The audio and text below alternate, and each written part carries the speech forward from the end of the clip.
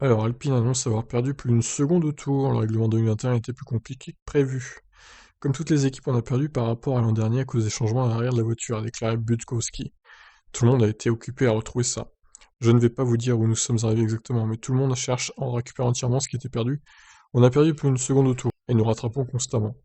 Donc la poule ayant été faite à Bahreïn l'année dernière à une 27, on peut penser que ce sera une 28 cette saison, quoi.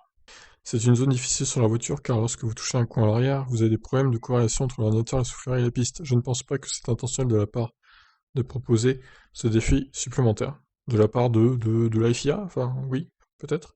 Mais je pense que c'était un peu inattendu, l'effet de ces règles, ça s'est avéré plus compliqué qu'on le pensait initialement. Ce n'est pas qu'une partie du fond plat qui manque, c'est quelque chose qui nous donne un peu mal à la tête. Butkowski note que les équipes ont rivalisé d'ingénierie et d'ingéniosité pour compenser les pertes occasionnées. Selon lui, les solutions vont s'harmoniser tout comme les performances au fil de la saison.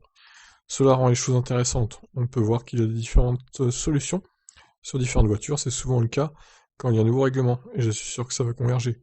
Ça a déjà convergé pendant les essais. Nous avons fait divers tests là-bas, comme beaucoup d'équipes. Nous avons eu de bons résultats.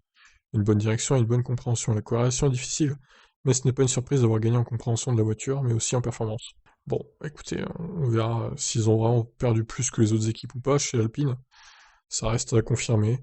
J'ai hâte d'être à demain quand même pour les essais 1, les essais 2 aussi, l'après-midi. Pour tirer ça un petit peu au clair, bon, les essais 1 en général c'est pas très représentatif, par contre les essais 2 c'est déjà plus représentatif.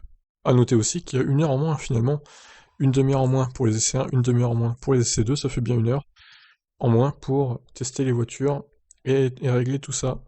Donc ça va être intéressant à suivre. Je vous laisse réagir. Ciao.